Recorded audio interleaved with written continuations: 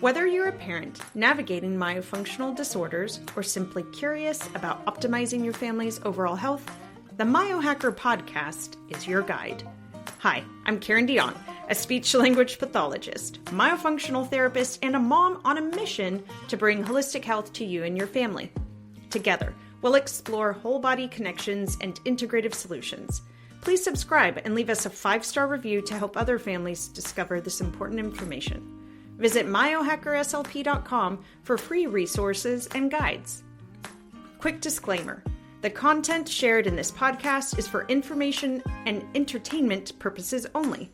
The views and opinions expressed by the host and guests do not necessarily reflect those of the podcast or its affiliates. This podcast does not provide medical, legal, or professional advice. Always consult a professional regarding your circumstances. By listening, you agree that the host and podcast are not responsible for any actions you may take based on the information provided. Now, let's dive into today's episode. All right, everyone, I am so excited about today's interview. With me today, I have a phenomenal person. This is Rachel Divin. She is an incredible teacher, mama, and really now an advocate and someone who is putting awareness out into the world about P10 and what that is. So we're going to take this a step back and talk about what brought Rachel into the world of airway issues, of speech therapy, and of ultimately finding some diagnoses in just her family that she didn't know were going to be there. And so I would love for Rachel to introduce herself and then talk a little bit about how we first met. Hi, I'm Rachel. I live in Texas and we live on a farm.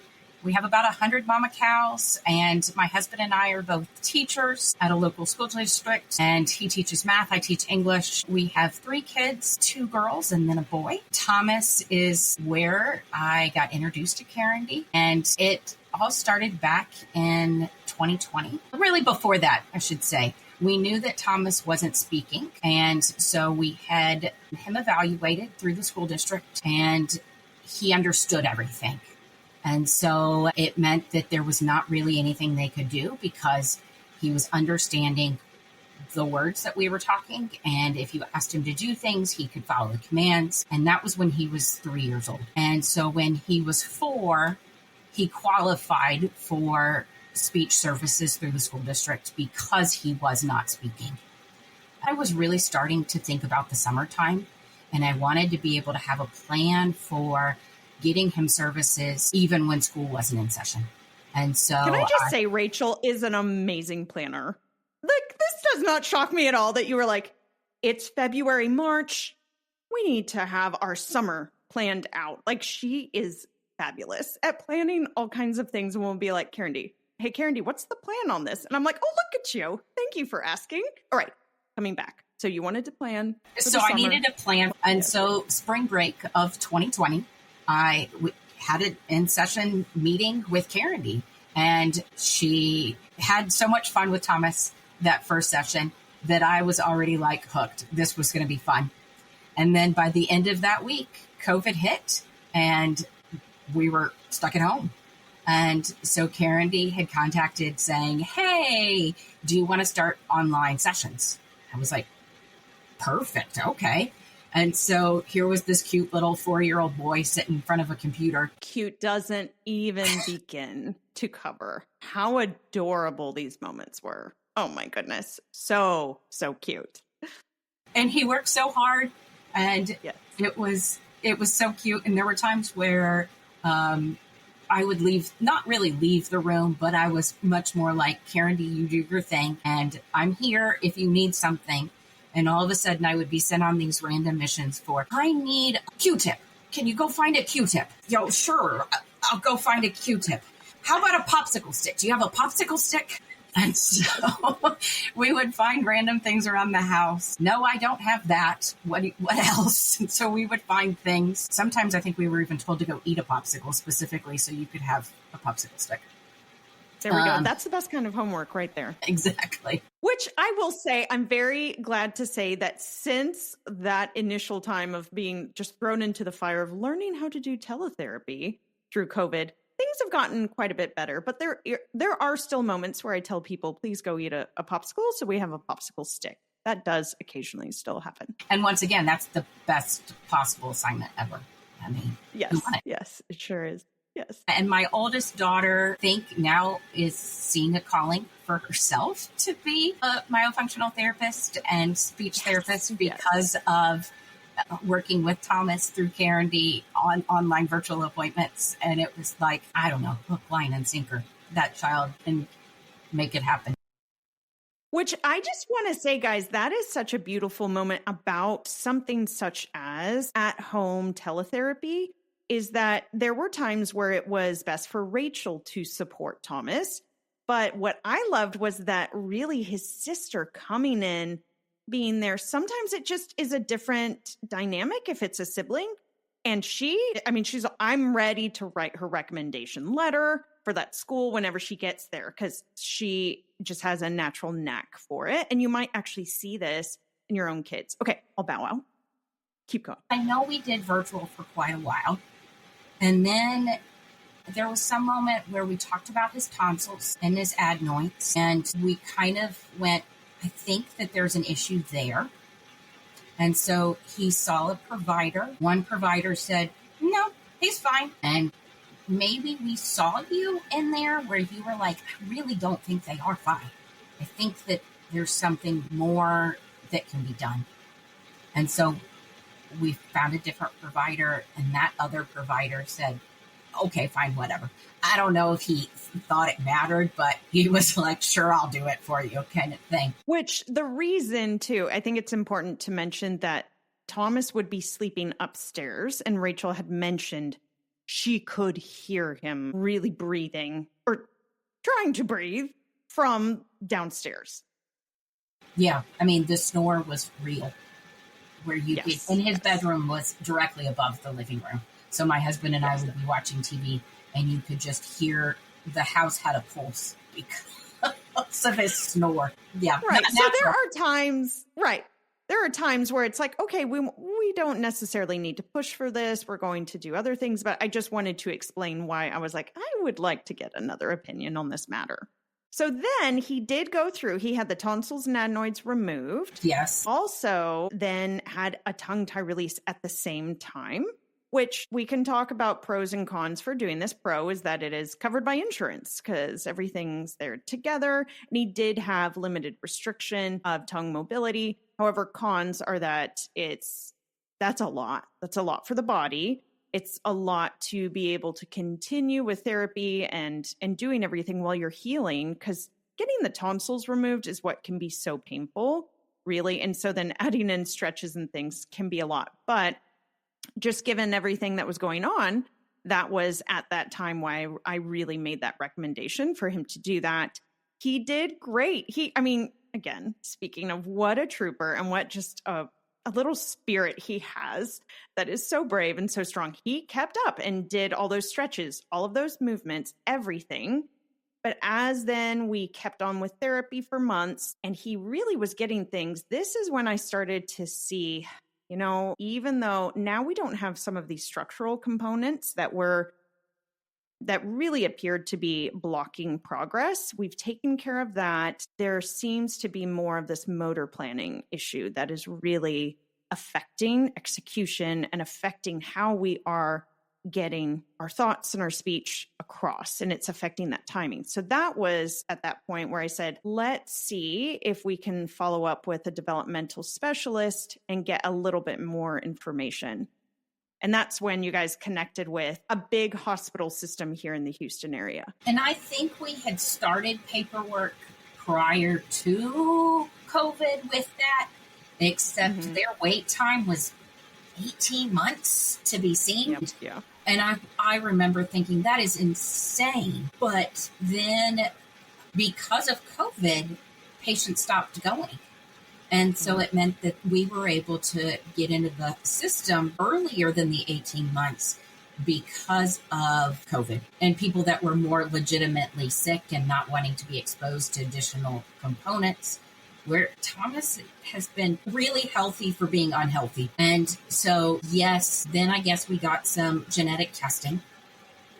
And that takes time. And so we did find out he had P10 and he also has FH. Well, I think we should back up a little bit because you didn't find that out initially. And I think this is very important to hear in stories because a lot of people are coming up against this because initially you guys took him in to the developmental clinic and he was seen, but they were like,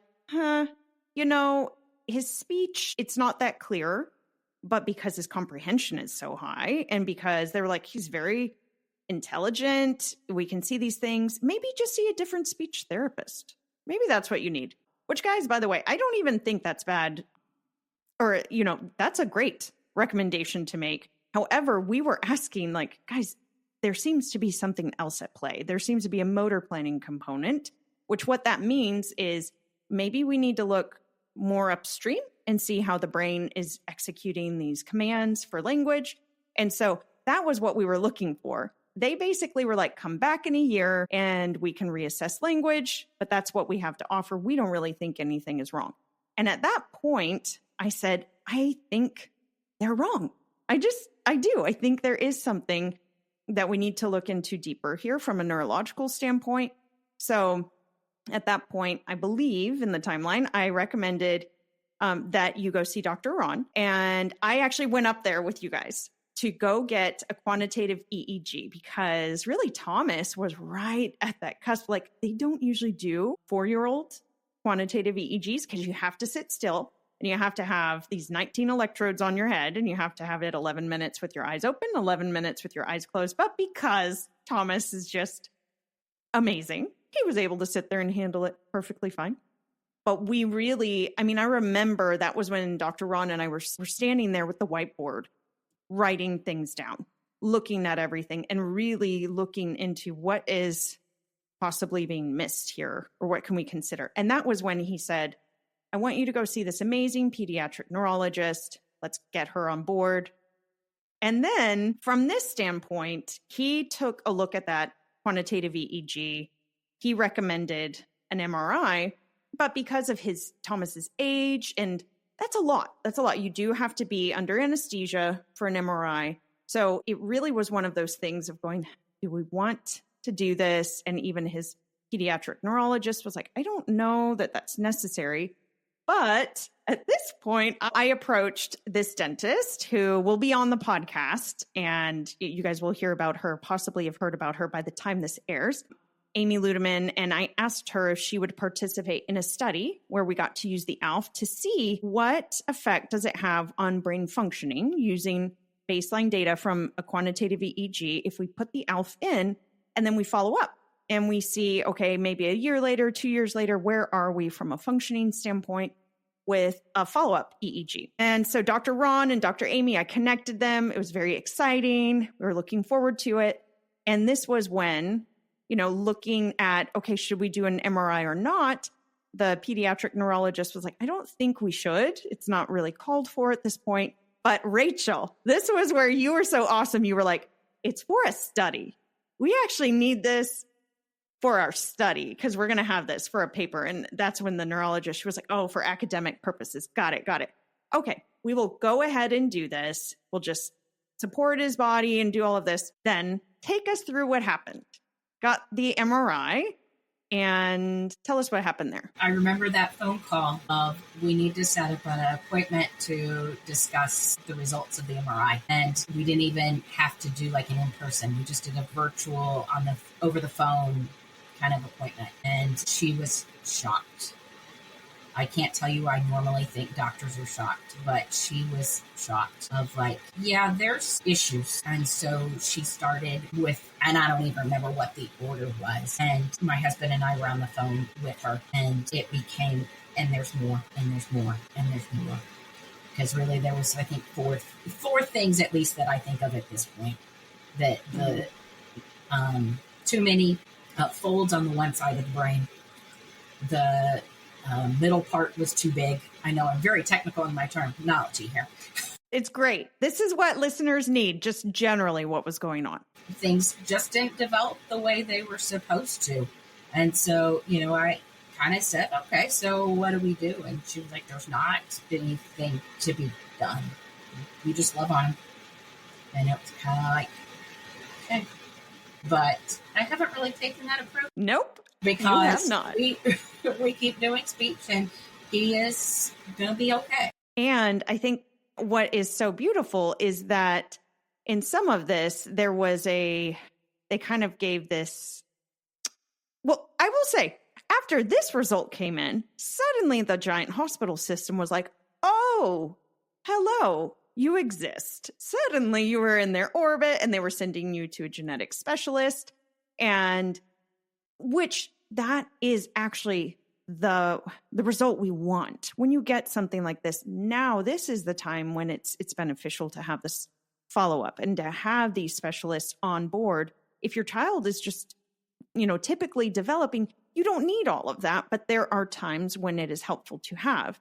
For instance, with the P10 genetic mutation, there is a predisposition to really having growth of tumors and things like that are out of control. And so it is beneficial to have that being monitored by a medical team. Also, dermatological issues, they want to be watching that, monitoring that. Again, that is too much if your child doesn't have some of these needs, but it can be beneficial to get that diagnosis in place to be able to monitor it. And thankfully, that has, those issues they haven't caused, again, so many of his things, they just don't cause him problems. He just powers through it. If you are a busy mom who wants to show up fully with energy and clarity but feel depleted, then you should check out one of my favorite biohacking tools, Transcriptions. Transcriptions are pharmaceutical-grade buccal troches designed to help you dial in your focus, energy, and relaxation whenever you need it most. If you're new to troches, they're small dissolvable tabs that you place between your cheek and your gum. What's amazing about them is how efficiently they deliver targeted ingredients to give you the boost or the calm you're looking for. Transcriptions offers a range of options, each formulated with precision and packed with clean, science-backed ingredients. Tro Blue Cannatine. This is my go-to for mental clarity. It's packed with ingredients like methylene blue, nicotine, caffeine, and hemp crystals, all working together to optimize brain function, focus, and energy. I love using it when I'm tackling deep work or need to stay sharp during a long day. Tro Calm. This is my favorite troche for when I need to unwind and center myself before bed. It combines ingredients like hemp, kava, and CBG to promote relaxation, reduce stress, and help ease into a restful night's sleep. It's like pressing a gentle reset button for your mind and body. No matter what your goals are, be it crushing your to-do list, hitting your creative peak, or calming your nervous system after a busy day, there's a Transcription troche for you. As a listener of the MyoHacker Podcast, you can save 10% on your next Transcriptions order with the code MyoHacker. Just head over to Transcriptions.com, find the troche that's right for you, and use the code MyoHacker at checkout. But I do want you to take us ahead to, you went ahead and did some testing because all of this led you on your own journey for your own health. If you want to talk about that for a minute. 2 years probably of not knowing what the next thing was going to happen, when the next ball was going to drop. And I remember saying that to you too, of like, I don't even want to go because I'm worried about what's going to be said. And so in that process, I went to a local provider for myself and got blood work done and realized I had Hashimoto's, which is probably rather stress-induced. And so had to change my own diet and, have been gluten-free now for 3 years. But it has helped me tremendously to be able to do that for myself. And Thomas had to be gluten dairy free for a while too, but that's not even, I don't know if that's part of P10 or not part of P10. The doctors don't know if that's why he has EOE as well. Which EOE is eosinophilic esophagitis. So this is where we have such an acute inflammatory response through the whole esophageal system that you can actually have different changes in the tissues that make you more prone to, for one thing, it's painful, but also it's just inflamed and it can cause more issues along the way if that inflammation is not stopped and checked. We can have polyps and other concerns. And he's been asymptomatic in it. So he's had the scopes to check on the polyps, but if it hurts, he doesn't know that it hurts. It's the norm. And so, that's been an added component.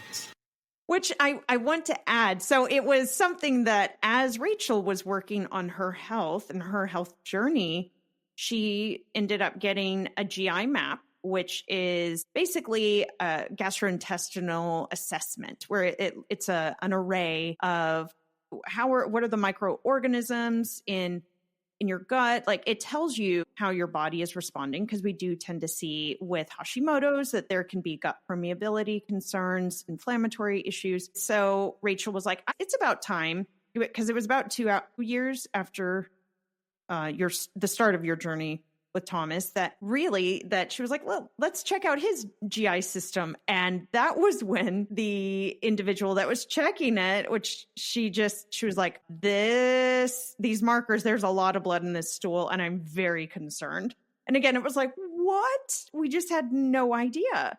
No. So that is what sent him then down that whole rabbit hole, which I think it's worth sharing that through all of this, we have been continuing speech therapy. We got him a Tobii Dynavox. We got him a device to be able to communicate with, and we targeted and used that for a while.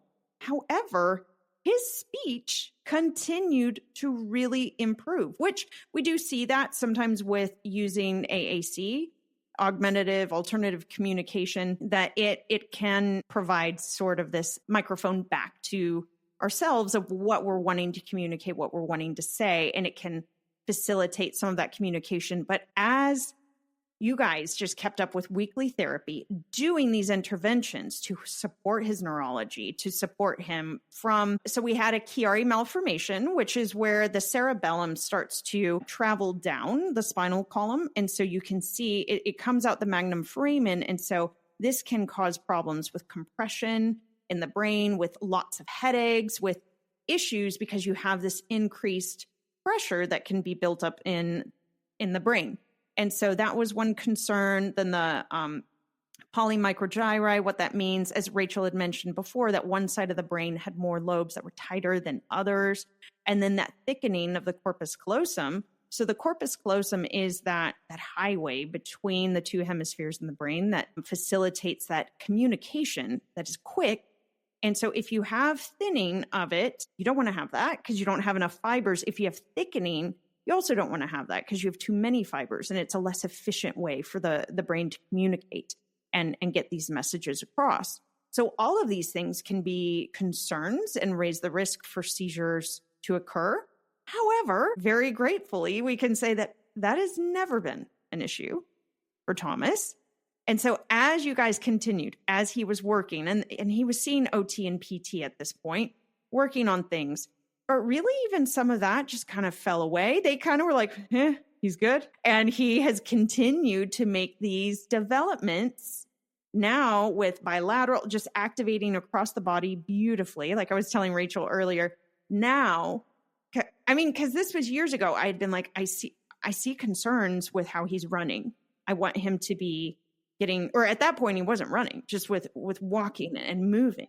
And so I was like, I really want OT and PT. We need that on board. And so all of that journey has brought us now to this point where I think it's so important to mention in the last, which we do need to eventually write this paper about the effect that the ALF had on him, because it's been tremendous. I mean, he has now been, well, you tell us a little bit and then I'll wrap it up if there are other parts that I'm like, oh, we need to mention this part.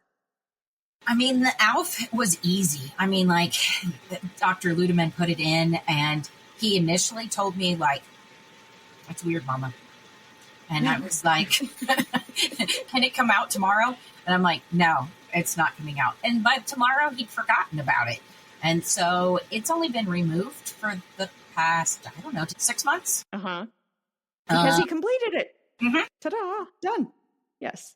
So, I mean, we've had another MRI since that initial one. There was some expansion that you had talked about with the Chiari malformation. And there was talk about well, let's not, by the neurologist, I guess you said, let's not completely praise that one yet. Let's do it again when I think she said like 11, because that might be even more determining of overall impact. Yeah. Which, to clarify what Rachel's saying there. So something that when we initially set up this research paper or this case study, that was really, I will say my motivation was I wanted to use an excuse to get him this appliance, but I was like, let's make a paper out of it. So what initially started that was just to get him airway expansion, just for him to have that, because he had a very high volt palate.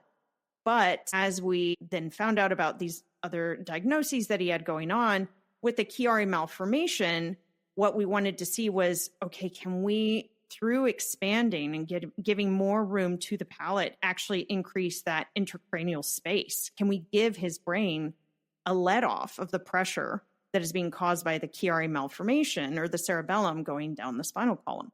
So this was something we saw measurable improvements on his follow-up MRI. But as Rachel said, because these things, like, we're not going to shout and say, oh, it changed, it fixed it. It took all the pressure off until he's older, because now we have set the stage for really beautiful growth, or the possibility of that. But we don't want to set false claims that it's going to reduce intracranial pressure or make these changes yet. I'll just say that. Not yet, guys. Okay. And it would be a case study. It would need to be, multiplied for us to really see the efficacy of this as a treatment approach. But I think it is something to absolutely explore if you have the team and if you have the means, because it's a lot when you're looking at neurosurgery to change that pressure issue. So I would love to say, what has changed throughout this whole journey? You guys were just tenacious and you didn't give up. It has been so hard, but you guys have kept on and just have kept going and growing. And Thomas has kept just with his cheery, amazing spirit. What do you think has been the biggest part of your success as a family to not give up? I want to say, as a teacher, I've always known that you want kids to leave school and be able to do something, like be productive citizens. And maybe specifically as a high school teacher, that's always been something that I've wanted for kids. And my oldest daughter, and probably even my middle child, are going to fight for valedictorian. They are the cream of their crop. They are wonderful, brilliant children. And Thomas is, but in a different field. He remembers to do things like feed the donkey when the other sisters would not, or the sisters would not remember to do that. But he sees something and he is willing to go, I need to go feed the donkey. And so he grabs the scoop of food and you'll see him and you're going, what you doing? He goes, feeding the donkey. She needs to be fed. Okay. And so even though I don't know what his life looks like, I know that my job as a parent is to help him be the best that he can be. And that looks different from, and we all know we're not supposed to just compare our children. Yeah. I get that. But the reality of the situation is that there is some, like, why is this so hard for you? Why is this difficult for you when it's not difficult for your other siblings? And so how do we help you be successful? How do we help you be the best that you can be? What would you say to someone who's listening and they're afraid of finding out more? Maybe they feel in their gut that there is more going on with their child, but they're like, do I want to open up Pandora's box? We're kind of fine not knowing. What would you say? It is hard to find it all out, but it is easier to tackle it if you know what you're dealing with. There we go. Gosh, yes. I want to just reiterate that again and again, because I have seen this so many times where, I think culturally we talk about diagnoses, and thankfully we're moving away from this some, but, people will talk about it in this negative light. But I have seen time and again that a child who is being really framed in such a way that is negative, once they get a diagnosis, it can be freeing because it can provide guidelines of ways to support them, ways to help them with growth. but also it's no longer this judgment or acting like someone is lazy or not trying hard enough. That one makes me so mad when people act like that is what is going on when we know it is not. Oh, absolutely. I mean, like, it is easy to say somebody's lazy, but if you have a reason or a justification behind it, then maybe you can help them bridge that gap between why is this so difficult and how do we help that child get to that point of being successful. And I mean, as a teacher, I'm sure that helps you with navigating, like, how can I help this student more if they have a diagnosis? And, I don't think it happens nearly enough. There's lots of kids that we just know that they're not on grade level, but that's about as far as it gets because it's, the school can't provide it and the parents don't know that there's options. Right. So what would you say to someone who's listening to this and maybe they're discouraged about where their child's at, whether or not that means they're going to do any kind of testing or pursuing this further? What is just one thing you would tell them to encourage them to keep going and to keep fighting for their child? You know what's best for your kid. And as a parent, you have to do what's best to make your child be successful. Well, thank you so much, Rachel, for joining us today. It has been my pleasure to get to know you guys as a family. And I want to wrap this podcast episode up by saying that it has been such a blessing to me to get to know Thomas. So sometimes I want you all as parents to listen in and hear that my life has forever been changed by Thomas. The way I approach other patients, I now have a dogged tenacity at times because now I will know, listening to my gut, my intuition in that time, I did fight for him against really kind of negative input by the medical community because I just could sense something was different. And so I have really leaned into that because of really what has happened in his case, but specifically himself. He is a delight and such an encourager. And if I am having any kind of a low day, or if I'm tired, let's say something's happened, he will know. Oh, that boy knows. Yes, he reads emotions with the best of them.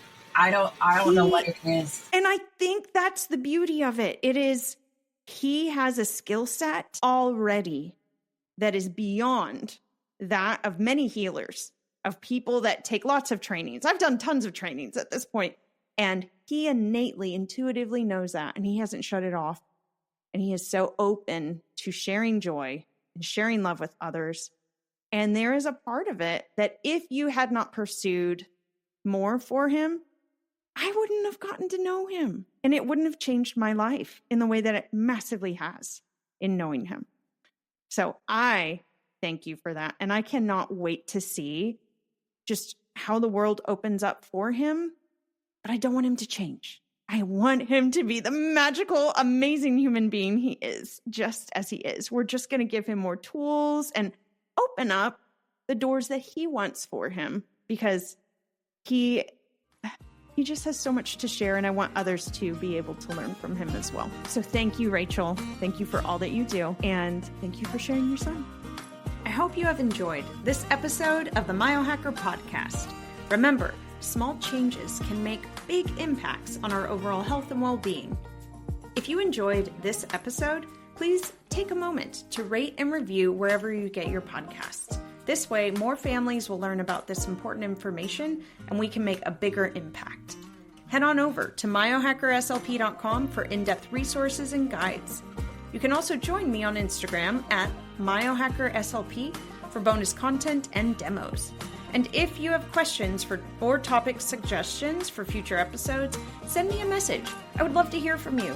Until next time, let's biohack myofunctional health as MyoHackers who change the world through intentional action and connection and breathing.